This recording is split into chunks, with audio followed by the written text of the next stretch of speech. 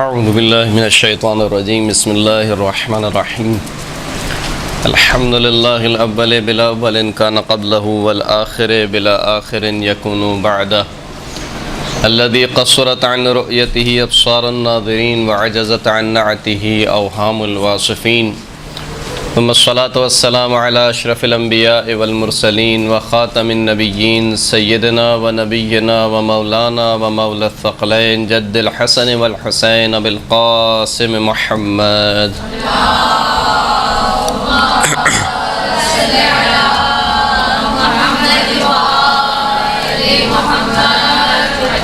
وعلى آلہ الطیبین الطاہرین المعصومین الذين اذهب الله عنهم الرجس وطهرهم تطهيرا اللهم صل على محمد وآل محمد واللعنة الدائمة على أعدائهم أجمعين أما بعد فقد قال رسول الله صلى الله عليه وآله وسلم عنوان صحيفة المؤمن حب علي بن أبي طالب صلاة على محمد وآل محمد صلى على محمد وآل محمد۔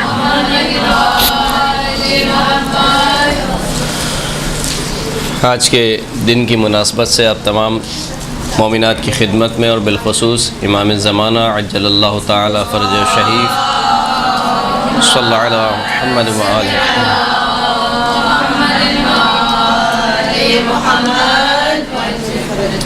امام کی خدمت میں عرض تہنیت اور مبارکباد پیش کرتے ہیں۔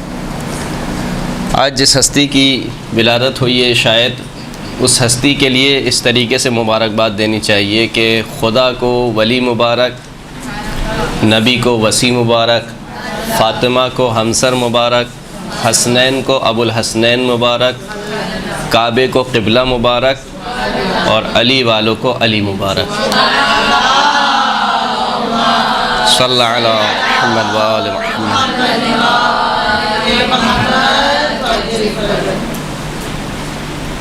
مولا کائنات امیر المؤمنین کی ہستی واقعاً انسان کبھی کبھار انسان کی حیرت، انسان کی عقل دنگ رہ جاتی ہے کہ مولا کی شخصیت کے کس پہلو کو انسان ذکر کرے۔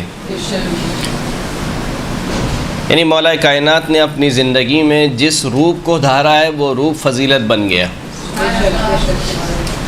ہر مولا کی ادا فضیلت بن گئی۔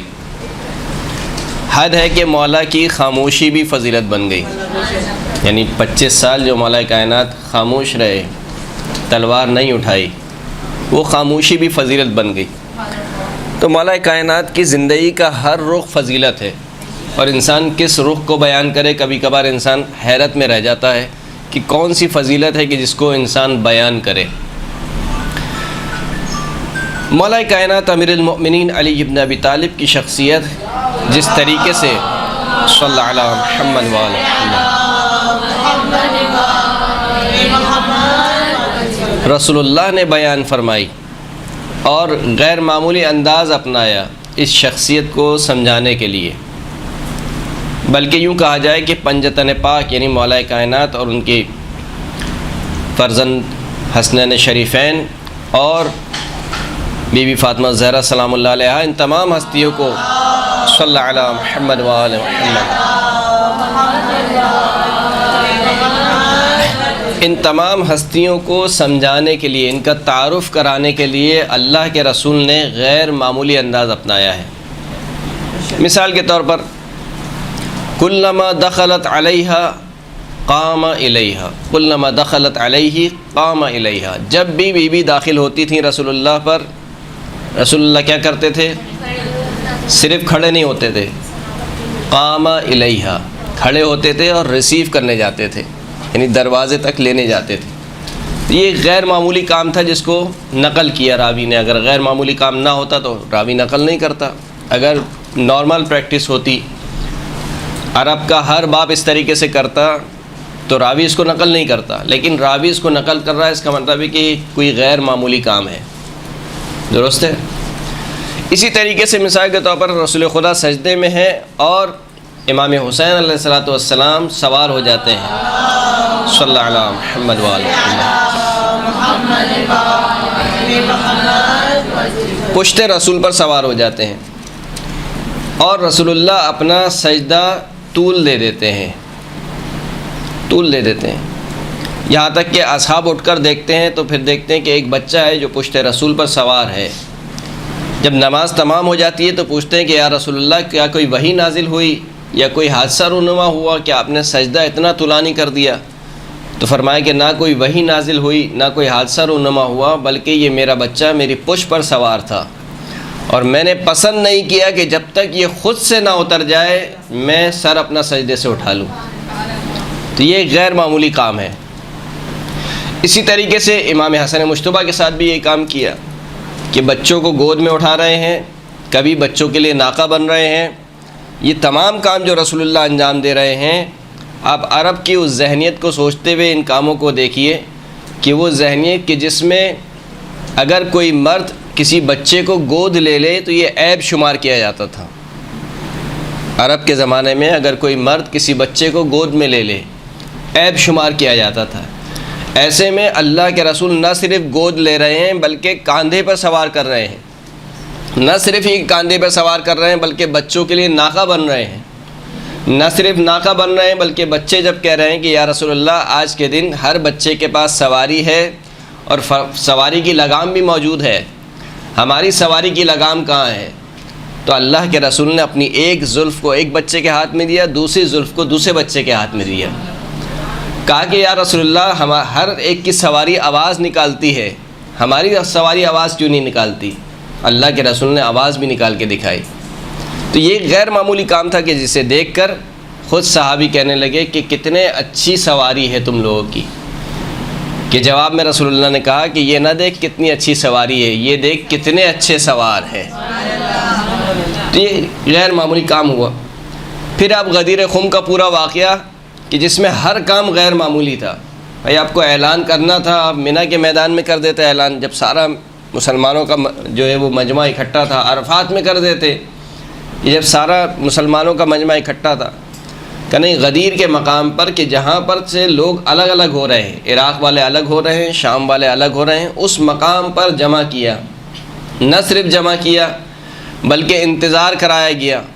پھر انتظار کرانے کے بعد اب اعلان کرنا تھا تو کر دیتے کہ نہیں ایسے نہیں ہوگا۔ ممبر بنایا گیا، جو ممبر بنا وہ بھی غیر معمولی ممبر تھا، عام لکڑیوں کا ممبر نہیں تھا، اونٹوں کی پالانوں کا ممبر بنایا گیا۔ چلیں بھائی اب ممبر بھی بن گیا، اب اعلان کر دیجئے کہ نہیں ایسے اعلان نہیں ہوگا۔ علی کو اوپر بلایا گیا، بلانے کے بعد علی کو اتنا بلند کیا گیا کہ علی کی بغل کی سفیدی نظر آنے لگی، اور پھر اس کے بعد اعلان کیا کہ من کنت مولا ہو فعلی مولا، کہ جس کا میں مولا ہوں اس کا یہ علی ابن ابی طالب صلی اللہ علیہ وسلم۔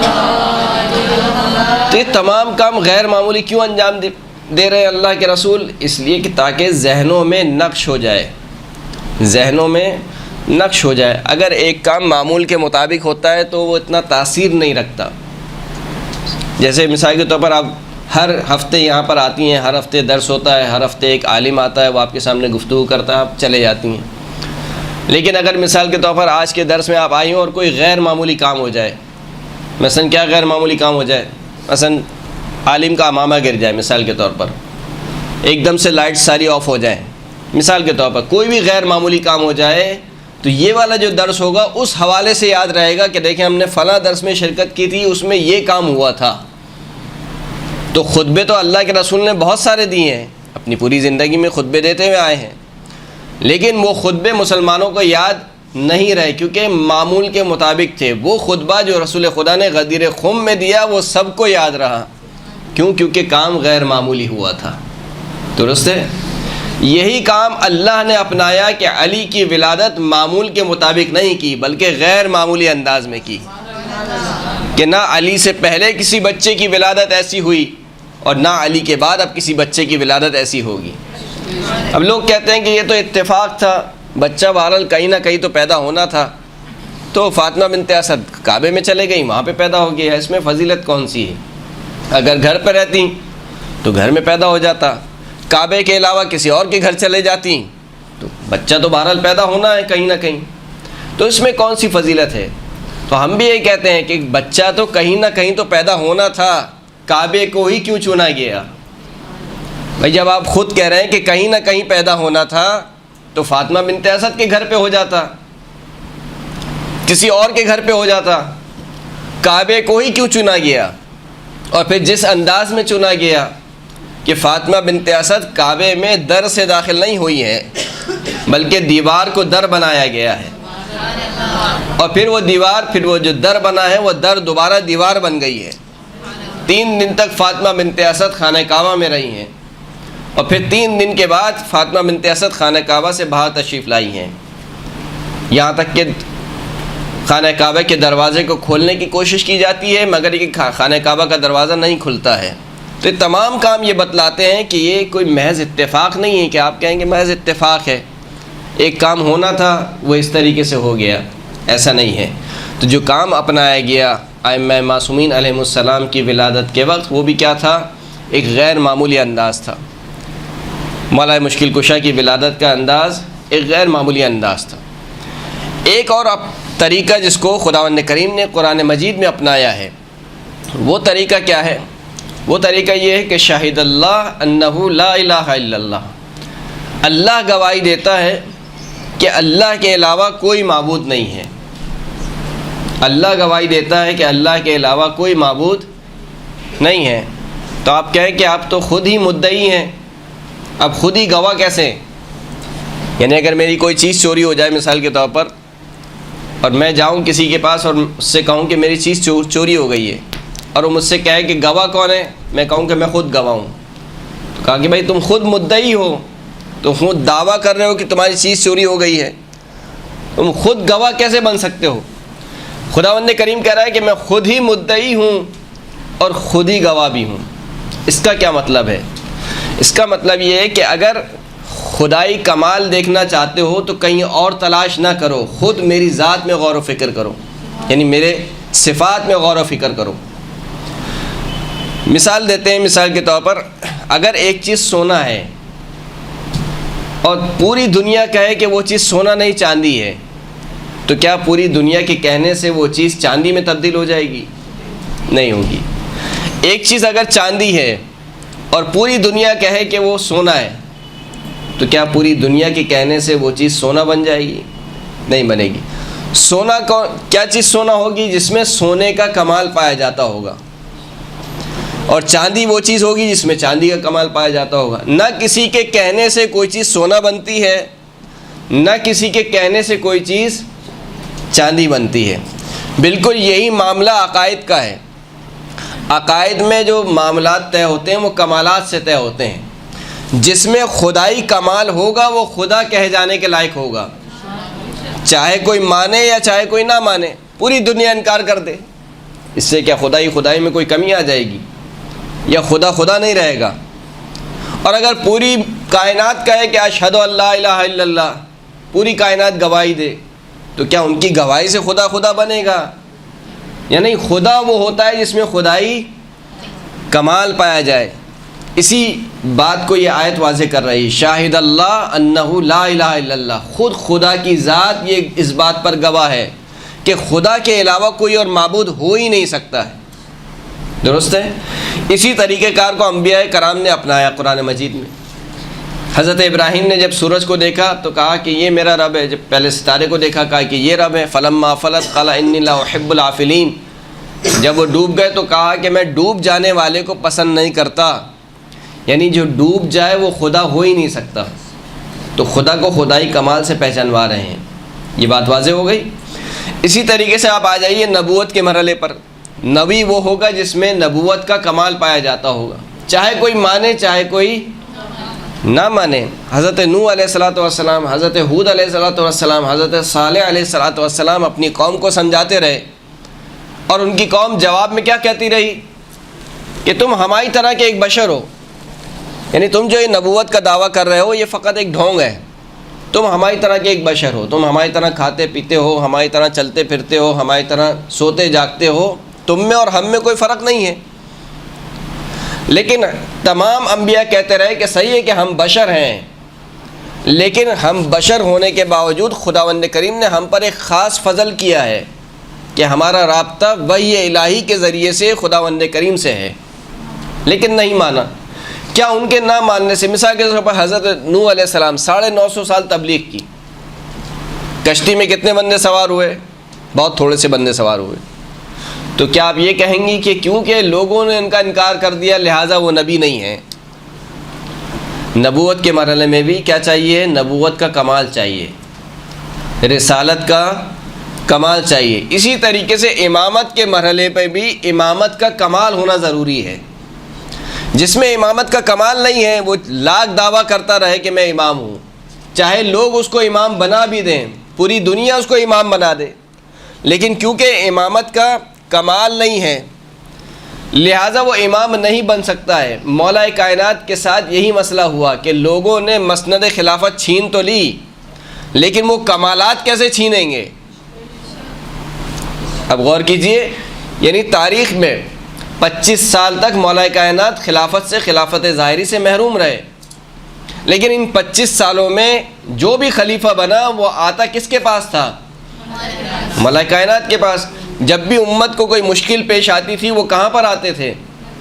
مولا کائنات کے پاس. تو اسی لیے جب خلیل ابن احمد فرائدی جو کہ مولا کا شاگرد ہے، اس سے کسی نے پوچھا کہ ما ہوا الدلیل ان علی ابن ابی طالب امام الکل، کیا دلیل ہے کہ علی ابن ابی طالب پوری امت کے امام ہیں؟ تو خلیل ابن احمد فرائدی نے کہا کہ استغناؤہ عن الکل و احتیاج الکل الیہ دلیل علی انہ امام الکل. پوری امت کا علی سے بے نیاز ہونا، پوری امت کا علی کی طرف احتیاج رکھنا اور علی کا پوری امت سے بے نیاز ہونا، یہی دلیل ہے کہ علی پوری امت کا امام ہے، پوری امت کا. صلی اللہ علیہ وسلم. یہاں تک کہ جو نہج البلاغہ کی شرح کرنے والے ہیں ابن ابی الحدید معتزلی، وہ کیا لکھتے ہیں کہ لم تزنہ الخلافہ بل الخلافت زانہا، کہ علی ابن ابی طالب کو خلافت نے زینت نہیں بخشی بلکہ علی نے خلافت کو زینت بخشی ہے. یعنی وہ اور لوگ ہیں کہ جو کرسی پہ آنے کے بعد باشرف ہو جاتے ہیں، علی وہ ہے کہ کعبے میں آنے کے بعد کعبہ باشرف ہو جاتا ہے. تو یہ فرق ہے علی میں اور دوسروں میں کہ وہ کمالات کسی کے پاس نہیں تھے جو علی ابن ابی طالب کے پاس تھے. لہذا جو ہم نے شروع میں بات کہی کہ مولا کائنات کی زندگی کا ہر پہلو فضیلت ہے، اس سے مراد کیا تھی؟ اس سے مراد یہ تھی کہ علی کی نماز کی جیسی کسی کی نماز نہیں، علی کے روزے کے جیسا کسی کا روزہ نہیں، علی کے قیام کے جیسا کسی کا قیام نہیں، علی کے رکوع کے جیسا کسی کا رکوع نہیں. علی کی ولادت بھی فضیلت، علی کی شہادت بھی فضیلت. یہ خطابت نہیں ہے، یعنی حقیقت ہے. اسی حقیقت کو اللہ کے رسول نے بیان کیا. یعنی آپ سوچئے کہ ایک وہ ہستی کہ جس کی محبت کو ایمان کی کسوٹی بنا دیا جائے. حب علی ایمان و بغضہ کفر و نفاق، علی کی محبت ایمان ہے اور علی سے بغض کفر اور نفاق ہے. جس کو ایمان کی کسوٹی بنا دیا جائے اس کا خود کا ایمان کس مرحلے پر ہوگا؟ وہ کل ایمان نہ ہوگا تو اور کیا ہوگا؟ بہت زیادہ تاکید کی گئی اللہ کے رسول نے مولا کائنات کی محبت کو اختیار کرنے پر، بہت زیادہ تاکید کی. عنوان صحیفۃ المؤمن حب علی ابن ابی طالب. مومن کا جو نامہ اعمال ہے اس کا جو عنوان ہے، جو ٹائٹل پیج ہے، سر ورق ہے، اس کے اوپر لکھا ہوگا یہ علی ابن ابی طالب کا چاہنے والا ہے. یعنی یہ کم بات نہیں ہے. مسئلہ یہ کہ حدیثیں نقل ہوتی ہیں اور طرفین نے نقل کی ہیں، ایسا بھی نہیں کہ فقط شیعہ کتابوں میں، لیکن اس حدیث کو سمجھے گا کون کہ اللہ کے رسول کیا سمجھانا چاہ رہے ہیں. عنوان صحیفۃ المؤمن حب علی ابن ابی طالب. مومن کے نامہ اعمال کا جو عنوان ہے وہ کیا ہے؟ علی ابن ابی طالب کی محبت ہے. یہاں تک کہ یہ بھی روایت طرفین میں نقل ہوئی ہے کہ پل صراط سے کوئی شخص نہیں گزر پائے گا مگر یہ کہ جس کے پاس من معہ براءۃ من ولایت علی ابن ابی طالب، جس کے پاس علی ابن ابی طالب کی ولایت کا پروانہ ہو.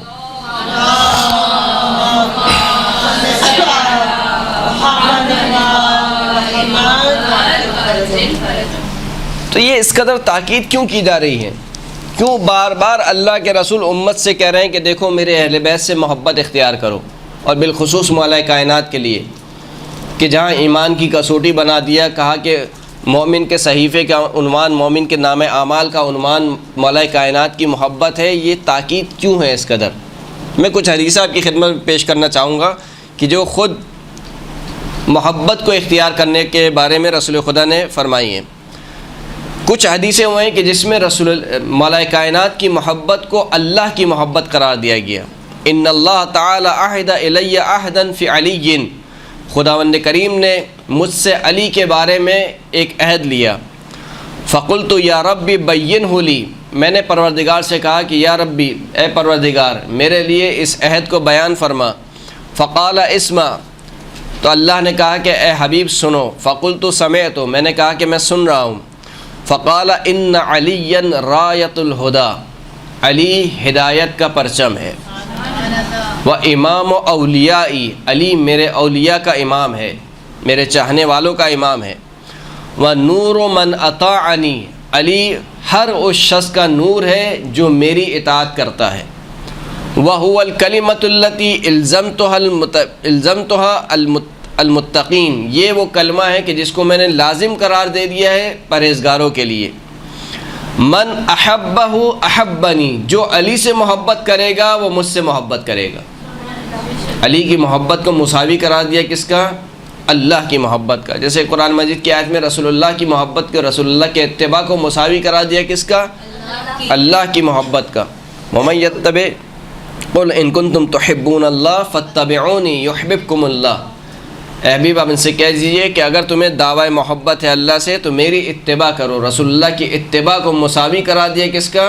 اللہ کی محبت کا۔ ومن ابغضہ ابغضنی، جو علی سے بغض رکھے گا وہ مجھ سے بغض رکھے گا۔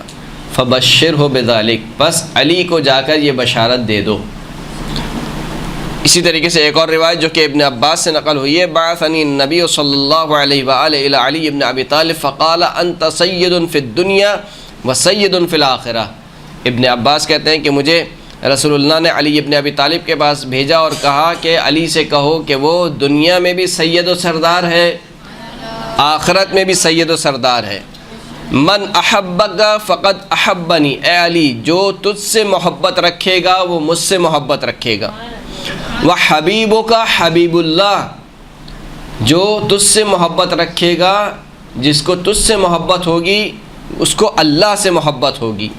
وعدوک عدوی، تیرا دشمن میرا دشمن ہے۔ وعدوی عدو اللہ، جو میرا دشمن ہے وہ اللہ کا دشمن ہے۔ الویل لمن ابغضک من بعدی، وائے ہو عذاب و خدا کا اس شخص پر جو میرے بعد تجھ سے بغض رکھے۔ صلوات پڑھیں محمد و آل محمد۔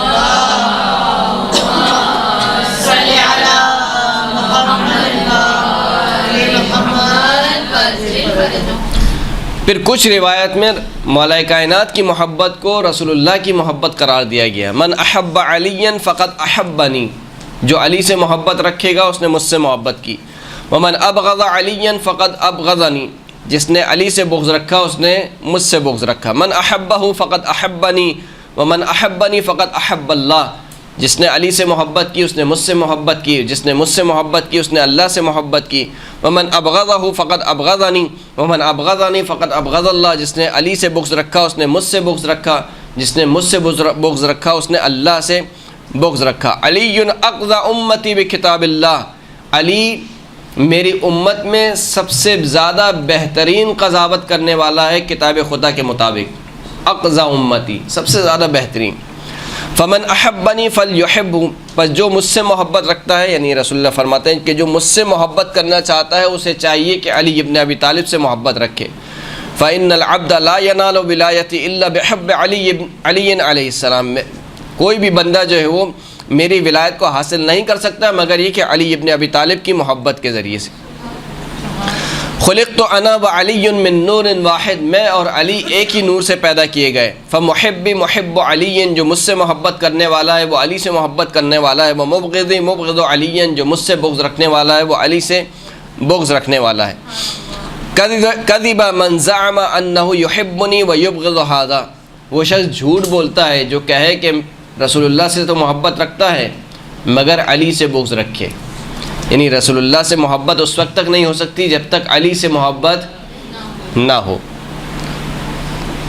پھر کچھ روایت میں علی کی محبت کو واجب قرار دیا گیا، فریضہ قرار دیا گیا. جاءنی جبرائیل من عند اللہ عز وجل بورقۃ آس خضراء مکتوب فیہا ببیاض ان افترضت محبت علی بن ابی طالب علی خلق عامۃ فبلغہم ذلک عنی. جبرائیل امین میرے پاس ایک ورق لے کر آئے، یعنی سبز رنگ کا ورق لے کر آئے کہ جس کے اوپر سفید رنگ سے لکھا ہوا تھا کہ میں نے علی کی محبت کو اپنی تمام خلقت پر فرض کر دیا ہے. اللہم صل علی محمد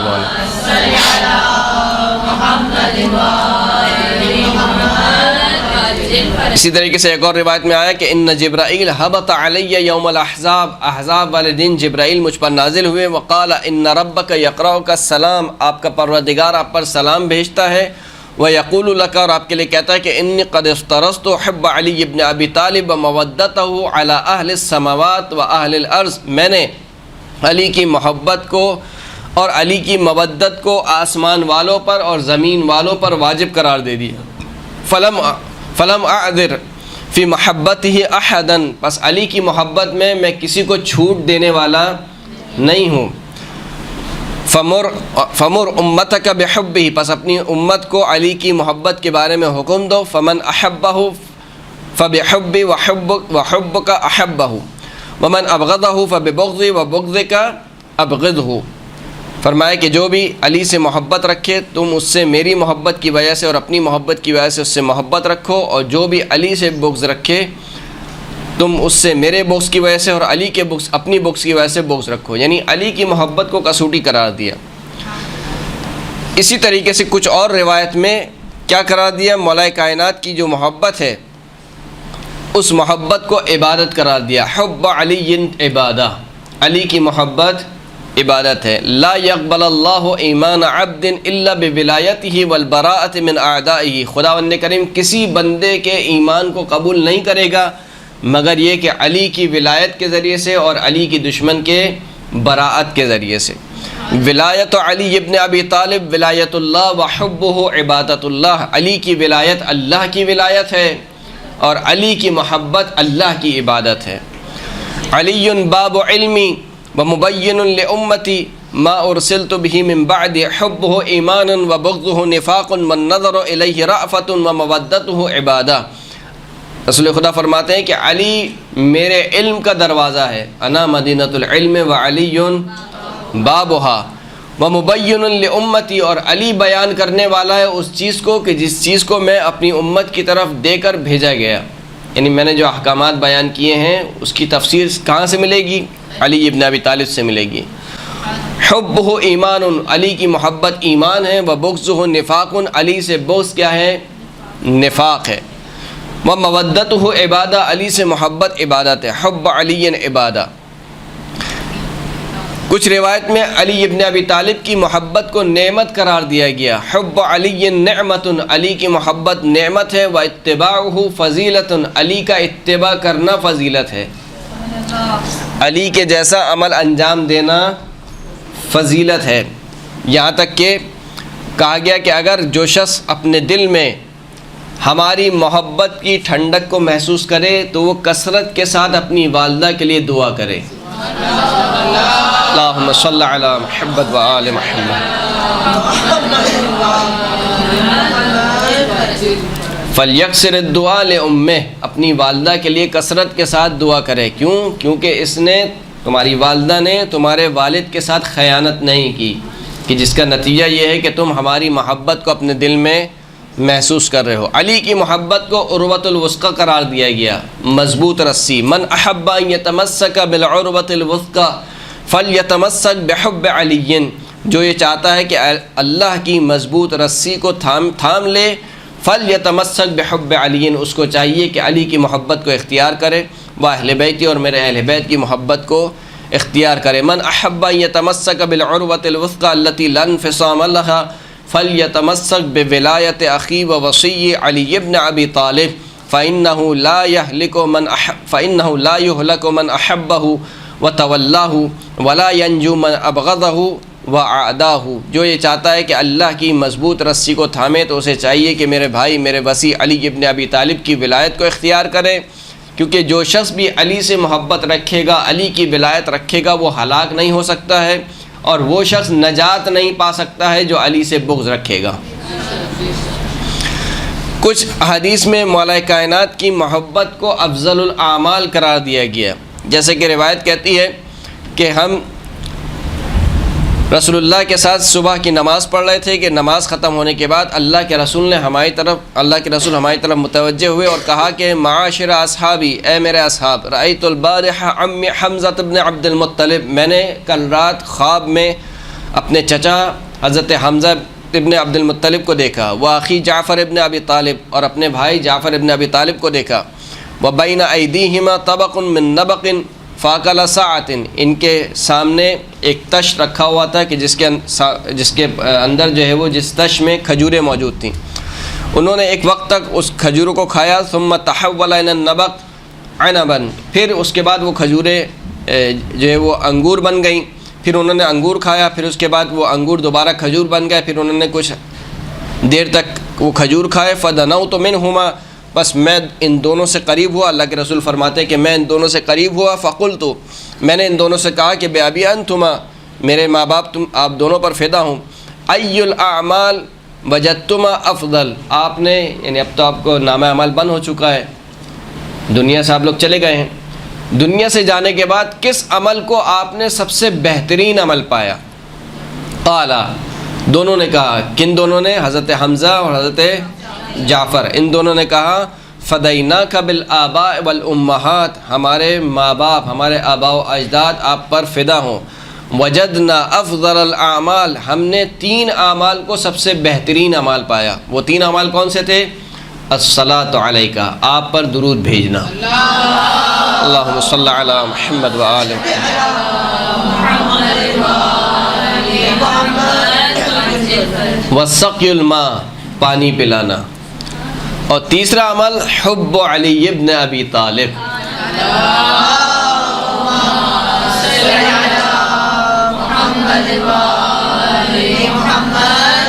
انس ابن مالک کہتا ہے کہ سمعت اذنای ان رسول اللہ صلی اللہ علیہ وآلہ وسلم یقول فی حق علی ابن ابی طالب، میں نے اپنے ان دونوں کانوں سے سنا کہ رسول اللہ مولا کائنات کے لیے فرما رہے تھے کہ عنوان صحیفۃ المؤمن یوم القیامہ، قیامت کے دن مومن کے نامہ اعمال کا عنوان کیا ہوگا؟ حب علی ابن ابی طالب، مولا کائنات امیر المؤمنین کی محبت ہوگی۔ اس کے علاوہ بھی کئی احادیث ہیں، یعنی فریقین کی حدیث سے ثابت ہے، تو یہ آخر کیا ماجرا ہے کہ اللہ کے رسول کہہ رہے ہیں کہ علی کی محبت اختیار کرو، علی کی محبت اختیار کرو۔ اچھا مجھے ایک بات بتائیے کہ اگر میں کسی شخص کے متعلق آپ سے کہوں کہ تم فلاں شخص کی محبت اختیار کرو، تو کیا آپ کے چاہنے سے آپ کسی سے محبت کر سکتی ہیں؟ یعنی محبت کے اسباب آپ کے اختیاری ہیں، محبت ہو جانے کے اسباب، محبت کسی وجہ سے ہوتی ہے، کسی بھی وجہ سے ہوتی ہے، مثلا کسی نے آپ کے ساتھ بہت نیکی کی، کسی نے آپ کو مثال کے طور پر گھر دلا دیا، کسی نے آپ کو مثال کے طور پر گاڑی دلا دی، مثلا خواتین ہیں تو مثلا سونے کا سیٹ دلا دیا کسی کو مثال کے طور پر، درست ہے؟ یا مثال کے طور پر کسی نے آپ کے ساتھ ایسا کام کیا کہ آپ کی زندگی بچ گئی مثال کے طور پر، یا کسی نے کسی کا مثال کے طور پر حسن دیکھ کر آپ کو اس کا حسن بہت اچھا لگا، تو یہ جو چیز ہیں یعنی جو اسباب ہیں محبت کے، یہ اختیاری ہیں، لیکن اسباب کے بعد جو محبت ہے وہ اختیاری نہیں ہے، جیسے ہی اسباب مہیا ہو جاتے ہیں انسان کو محبت ہو جاتی ہے۔ مثال کے طور پر بغض بھی ایسی ہے، نفرت بھی ایسی ہے، نفرت کے بھی اسباب اختیاری ہوتے ہیں، لیکن جب ایک مرتبہ وہ اسباب جمع ہو جائیں تو خود بخود کیا ہو جاتی ہے؟ انسان کو نفرت ہو جاتی ہے، پھر یہ کہنا نہیں پڑتا کہ تم نفرت اختیار کرو، پھر یہ کہنا نہیں پڑتا کہ تم محبت اختیار کرو، اسباب اختیاری ہیں، لیکن خود حب اور بغض یہ دونوں جو چیزیں ہیں اسے کہنا چاہیے کہ ایک کیفیت قلبی ہے، انسان کے دل کی کیفیت ہے، محبت اور بغض انسان کے دل کی کیفیت ہے، یہ اختیار میں نہیں ہے انسان کے۔ تو کیوں ایک اس کام پر اللہ کے رسول بار بار تاکید کر رہے ہیں کہ جو انسان کے اختیار میں نہیں ہے؟ کہ محبت اختیار کرو، محبت اختیار کرو۔ اس کا مطلب یہ ہے کہ یہ روایتیں یہ کہنا چاہتی ہیں کہ علی ابن ابی طالب کی معرفت حاصل کرو، کیونکہ معرفت سبب ہے کس کا؟ محبت کا۔ جب تک معرفت نہیں ہوگی اس وقت تک محبت نہیں ہوگی۔ یہ ایک یعنی جسے کہنا چاہیے کہ ایک اشارہ ہے جو نکل سکتا ہے اس حدیث سے، ورنہ تو حب اور بغض جیسا کہ میں نے عرض کیا کہ ایک انسان کے دل کی کیفیت ہے۔ آپ لاکھ کہیں، مثال کے طور پر ایک انسان ہے کہ جس سے مجھے اس سے نفرت ہے، مثال کے طور پر آپ مجھ سے کہیں کہ نہیں تم اس سے محبت کرو، تو میں کیسے کروں گا محبت؟ تو یا تو یہ ہے کہ دیکھو اگر تم دلی طور پر محبت نہ بھی کر پا رہے ہو تو کم از کم اعضاء و جوارح سے نفرت کا اظہار نہ کرو۔ یعنی کیا مطلب؟ یعنی تمہارا قول اور تمہارا فعل اس شخص کے برخلاف نہیں ہونا چاہیے۔ محبت کا مطلب کیا ہے کہ تمہارا قول اور تمہارا فعل اس شخص کے برخلاف نہیں جانا چاہیے، اگرچہ کہ تمہارے دل میں محبت نہیں ہے۔ نہیں ہے سے مراد یہ کہ تم نہیں کر پا رہے ہو، اس مرحلے پر نہیں پہنچ رہے ہو، پھر بھی کہا کہ تمہارا قول اور فعل اس شخص کے برخلاف نہیں ہونا چاہیے۔ تو یہ جو اللہ کے رسول تاکید کر رہے ہیں، اور تیسرا مطلب جو سمجھ میں آ رہا ہے ان روایات سے وہ یہ ہے کہ یہ جو روایات ہیں گی فقط فضیلت کی روایت نہیں ہے کہ آپ کہیں کہ فقط ایک فضیلت تھی مولا کائنات کی لہٰذا اللہ کے رسول بیان فرما رہے ہیں۔ جب علی کی محبت کو کسوٹی بنا رہے ہیں ایمان کی اور بوس کی، اس کا مطلب یہ ہے کہ علی حجت خدا ہے۔ اس کا مطلب یہ ہے کہ میرے بعد تمہیں علی کی پیروی کرنی ہے۔ ان روایت کا مطلب یہ ہے، نہ یہ کہ ہم مثال کے طور پر کہیں کہ صحیح ہے اللہ کے رسول نے محبت کرنے کا حکم دیا تھا، صحیح ہے ہم محبت کرتے ہیں، محبت کریں گے تو کیسے اظہار ہوگا؟ محبت کا اظہار چاہیے یا نہیں چاہیے؟ یا فقط آپ کہیں کہ بس دل سے محبت کرتے ہیں، زبان سے محبت کرتے ہیں؟ نہیں، جب کوئی شخص کسی سے محبت کرتا ہے تو محبوب کے تقاضوں کو پورا کرتا ہے۔ جو چیز محبوب کو پسند ہوتی ہے وہی اس کو پسند ہوتی ہے، جس چیز سے محبوب بغض رکھتا ہے وہی اس چیز سے یہ شخص بھی کیا رکھتا ہے؟ بغض رکھتا ہے۔ تو یہ جو محبت کرنے کا حکم دیا جا رہا ہے، کہا کہ کیوں؟ علی ابن ابی طالب ذات الہی میں فانی شخصیت ہے، جس کو علی سے محبت ہوگی اس کا کردار الہی کردار ہو جائے گا۔ کب ہوگا؟ جب علی کی اتباع کرے گا، جب علی کی پیروی کرے گا۔ اور یہ محبت خود بخود اس بات کا تقاضا ہے، آپ کو جس سے محبت ہوتی ہے اس کے دشمن سے کیا ہوتی ہے؟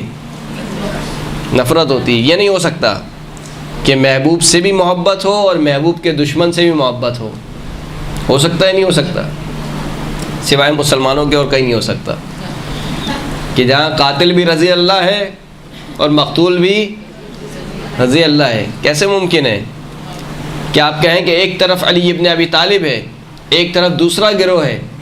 کہا کہ علی سے بھی محبت ہے، جو لڑ رہا ہے علی کے پر تلوار چلا رہا ہے، علی کے قتل کے در پہ ہے، آپ کہیں گے مجھے اس سے بھی محبت ہے۔ اس کا مطلب ہے کہ آپ محبت میں سچے نہیں ہیں۔ جیسے خود مولا کائنات کی حدیث ہے کہ خدا نے کسی قلب میں، جو قرآن مجید کی آیت بھی ہے کہ خداوند کریم نے کسی بھی انسان کے اندر دو دل نہیں رکھے ہیں، دل ایک ہی ہے۔ کہا کہ یہ نہیں ہو سکتا کہ ہماری محبت اور ہمارے دشمنوں کی محبت ایک دل میں جمع ہو جائے، یہ ممکن نہیں ہے کہ ہم سے بھی محبت ہو ہمارے دشمنوں سے بھی محبت ہو، نہیں ہو سکتا یہ۔ لہٰذا جو شخص ہم سے محبت کرتا ہے اور ہمارے دشمنوں سے بھی محبت کا دعویٰ کرتا ہے، کہا کہ یہ جھوٹا ہے، یہ ہماری محبت میں کیا ہے؟ جھوٹا ہے، اپنے دعوے میں جھوٹا ہے۔ تو یہ کئی ایک چیزیں تھیں جو ان حدیث سے ہمیں سمجھ میں آ رہی ہیں، وگرنہ فقط آپ حدیثیں پڑھتے رہیے، نہ جانے کتنی اور حدیث ہیں، ایک دو حدیث نہیں ہے، تواتر کے ساتھ حدیثیں نہ جانے اگر تمام حدیثوں کو جمع کیا جائے مثال کے طور پر اور فریقین کی کتابوں سے جمع کیا جائے تو کیا کوئی آپ کو ایک عبث کام نہیں لگتا کہ اللہ کے رسول ایک ایسی چیز پر تاکید کر رہے ہیں کہ جو ہونے والی نہیں ہے، ممکن نہیں ہے مثال کے طور پر؟ یا پھر وہ کیا چیز ہے کہ اللہ کے رسول بار بار تاکید کر رہے ہیں، بار بار سمجھا رہے ہیں میرے اہل بیت سے محبت اختیار کرو، میرے اہل بیت سے محبت اختیار کرو؟ وجہ کیا ہے؟ آخر میں ایک روایت آپ کی خدمت میں عرض کروں اور آپ کی جو زحمت ہے اس کو تمام کروں، آپ کی اور آپ کی نیند کے درمیان مخل نہ ہوں۔ صلوات پڑھیں محمد و آل محمد۔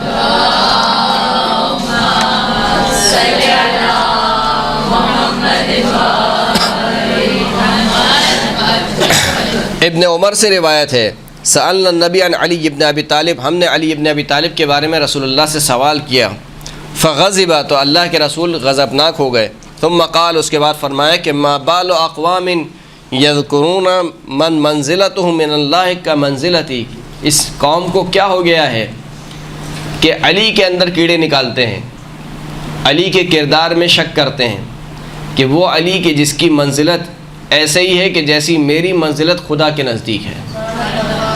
پھر فرمایا کہ الا ومن احب علی احبنی، جو علی سے محبت رکھے گا وہ مجھ سے محبت رکھے گا، ومن احبنی فقد رضی اللہ عنہ، جو مجھ سے محبت رکھے گا اللہ اس سے راضی ہو جائے گا۔ بس رضی اللہ عنہ کا معیار یہاں پر مل گیا۔ رضی اللہ عنہ کا معیار کس کے آگے رضی اللہ عنہ لگانا ہے؟ کہ جو علی سے محبت رکھے اور علی کے دشمن سے بغض رکھے، وہ رضی اللہ عنہ ہے۔ ومن رضی اللہ عنہ کافاہ الجنہ، جس سے اللہ راضی ہو جائے اللہ اس کی جزا اس کو کیا دے گا؟ جنت دے گا۔ الا ومن احب علی لا یخرج من الدنیا حتی یشرب من الکوثر ویأکل من طوبى ویری مکانہ فی الجنہ، آگاہ ہو جاؤ جو علی سے محبت رکھے گا وہ دنیا سے نہیں جائے گا مگر یہ کہ خداوند کریم اس کو حوض کوثر سے سیراب کرے گا۔ اللہم صل علی محمد و آل محمد۔ اور جو طوبہ کا جو درخت ہے جنت میں، طوبہ کے جنت میں جو درخت ہے اس سے اس کو پھل کھلائے گا۔ وَيَرَى مَكَانَهُ فِي الْجَنَّةِ، جیسے ہی وہ اس دنیا سے رخصت ہوگا اپنی جو مکان ہے، اپنا جو درجہ ہے جنت میں اس کو دیکھ لے گا اپنی آنکھ سے۔ الا ومن احب علیًا قبل صلاتہ وصیامہ وقیامہ واستجاب لہ دعاہ، آگاہ ہو جاؤ جو علی سے محبت رکھے اس کی نماز بھی قبول ہو گئی، اس کا روزہ بھی قبول ہو گیا، اس کا قیام بھی قبول ہو گیا، اس کی دعا بھی مستجاب ہو گئی۔ جیسے میں کبھی کبھار مجالس میں عرض کرتا ہوں یہ جملہ کہ ہمارے نماز روزوں میں وزن ہی ولایت محمد اور آل محمد کا ہے، ورنہ نہ ہماری نمازیں اس قابل ہیں نہ ہمارے روزے اس قابل ہیں۔ جو نماز ہم پڑھتے ہیں وہ نماز منہ پہ دے مارنے کے قابل ہے، تو ہم جو نمازیں پڑھ رہے ہیں وہ کس کے صدقے میں قبول ہوں گی؟ علی ابن ابی طالب، اہل بیت اطہار محمد اور آل محمد کی ولایت کے وسیلے سے۔ الا ومن احب علیًا استغفرت لہ الملائکہ وفتحت لہ ابواب الجنۃ الثمانیہ یدخلها من ای باب شاء بغیر حساب، آگاہ ہو جاؤ جو علی ابن ابی طالب سے محبت رکھے گا ملائکہ اس کے لیے استغفار کریں گے اور اس کے لیے جنت کے 8 دروازے کھول دیے جائیں گے، جس دروازے سے چاہے گا جنت میں داخل ہو جائے گا۔ الا ومن احب علیًا اعطاہ اللہ کتابہ بیمینہ وحاسبہ حساب الانبیاء، آگاہ ہو جاؤ جو علی سے محبت رکھے گا خداوند کریم اس کا نامہ اعمال سیدھے ہاتھ میں دے گا اور اس کا حساب انبیاء کے حساب کی طرح ہوگا، اس کی بازپرس انبیاء کے بازپرس کی طرح ہوگی۔ الا ومن احب علیًا حبن اللہ علیہ سکرات الموت وجعل قبرہ روضۃ من ریاض الجنہ، آگاہ ہو جاؤ جو علی ابن ابی طالب سے محبت رکھے گا خداوند کریم موت کی سختیوں کو اس کے اوپر آسان کر دے گا، آسان کر دے گا۔ سختیاں ہوں گی لیکن کیا ہوں گی؟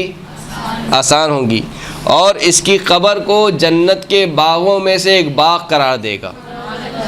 الا ومن احب علیًا اعطاہ اللہ بکل عرق فی بدن حوراء وشفع فی 80 من اہل بیتہ ولہ بکل شعرۃ فی بدن حوراء ومدینۃ فی الجنہ، آگاہ ہو جاؤ جو علی سے محبت رکھے گا خداوند کریم اس کے بدن کے ہر رگ کے بدلے میں، جتنے بدن میں رگ ہیں انسان کی، ہر رگ کے بدلے میں خداوند کریم اس کو جنت میں ایک حور عطا کرے گا، یعنی اگر مرد ہے تو اس کو حور ہوگی اور اگر عورت ہے تو اس کو کیا ملیں گے؟ غلمان۔ مردوں کو حور ملے گی اور عورتوں کو غلمان ملیں گے۔ وشفع فی 80 من اہل بیت، ایسے شخص کو اجازت ہوگی کہ وہ اپنے گھر والوں میں سے 80 افراد کی شفاعت کر لے۔ وَلَهُ بِكُلِّ شَعْرَةٍ، ہر بال جو اس کے جسم پر ہے ہر بال کے بدلے میں خداوند کریم ایک حور دے گا اور جنت میں ایک شہر اس کے لیے دے گا۔ الا ومن احب علیًا بعث اللہ الیہ ملک الموت کما یبعث الی الانبیاء ودفع اللہ عنہ حول منکر ونکیر وبیض وجہہ وکان مع حمزۃ سید الشہداء، آگاہ ہو جاؤ جو علی ابن ابی طالب سے محبت رکھے گا خداوند کریم اس کی طرف موت کے فرشتوں کو ایسے بھیجے گا کہ جیسے اپنے انبیاء کی طرف فرشتوں کو بھیجتا ہے، اور اس سے منکر اور نکیر کے جو ہولناکی ہے اس کو دور کر دے گا اور اس کے چہرے کو روشن کر دے گا اور اس کو حضرت حمزہ سید الشہداء کے ساتھ رکھے گا۔ اللہم صلی علی محمد و آل محمد۔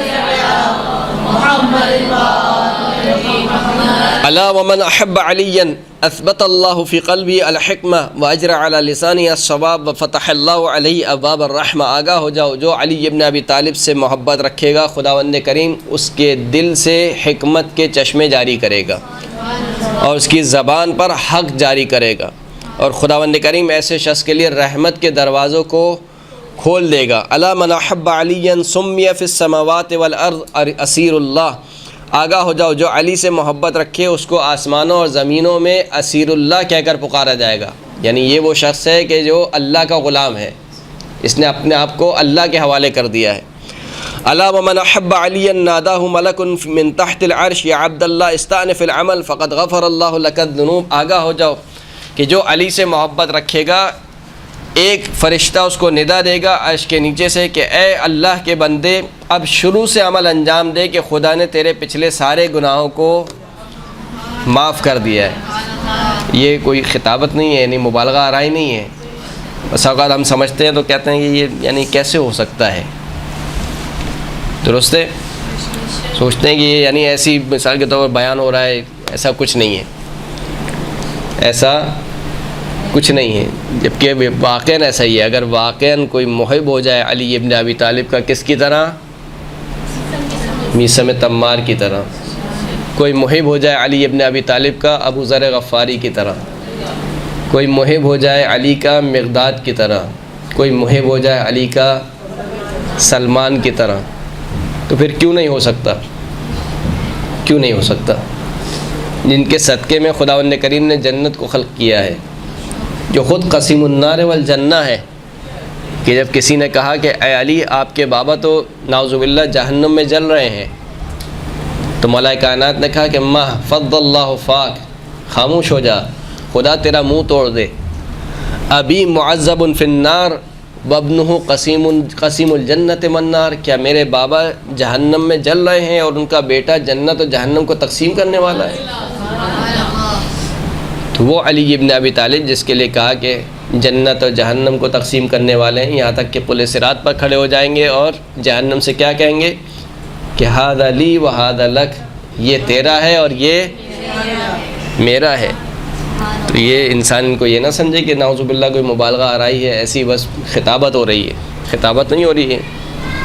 مسئلہ یہ کہ ہم اپنے آپ کو اس مرحلے پر نہیں لے جانا چاہتے ہیں۔ اب بنیے تو صحیح اس مرحلے پر، آئیے تو صحیح، جائیے تو صحیح اس مرحلے پر، پھر آپ دیکھیے کہ کیا ہوگا۔ جب معصوم کی خدمت میں ایک شخص آیا اور کہا کہ جب تیری روح یہاں پر آ جائے گی نا، گردن کی طرف اشارہ کیا، نہیں جب روح نکلے گی یہاں پر آ جائے گی، کہا پھر تجھے پتہ چلے گا کہ ہماری محبت کیا ہے، پھر تجھے معلوم ہوگا کہ ہماری محبت کیا ہے۔ وآخر الدعوانا الحمد للہ رب العالمین۔